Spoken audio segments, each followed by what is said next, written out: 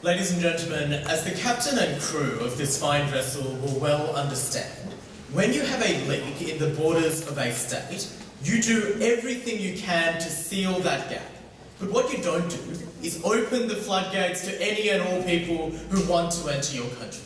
That's when you get a ship, you get a nation, and you get a world that sinks. The burden on the proposition team in this debate was twofold. That first, that states had an obligation to take in all immigrants that wanted to apply, and second, that there would be substantial benefits to that. Those are the two areas I'll analyse this debate in and why they fell short on both accounts. To the first of those things, where that kind of responsibility lies. This team told you about this concept of state sovereignty that takes place when you threaten the border of that nation and when you take away that ability to determine population policy, that we take away their ability to determine who comes into their country and how many. We have two responses to that. First, that there is the principle of the responsibility to protect. We, in the first instance, differentiated refugees to immigration in this debate, given the number of criteria that needed to be met. And second, we told you that even if that wasn't the case, that we need to allow immigration to a capacity where it is manageable in the developed world. That is the very purpose of what immigration is. And we second told you that the very first responsibility of the state must be to the people of their own country. And even in the wild card example of the wild nomads of Africa, we told you even if, like the Kalahari Bushmen applied for visas, they still don't have the ability to trample over that right. The second thing they told you was that this right exists because countries have the capacity to handle all these immigrants. We gave you the examples of Libya and Italy, we gave you Mexico and the United States, we gave you the United Kingdom, we gave you Poland and Ireland.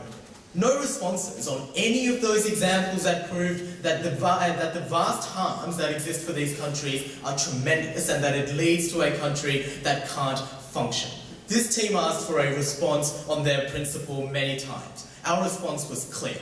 Your vague and unsubstantiated idea of the responsibility to protect doesn't exist in every circumstance, and it did not apply to this debate.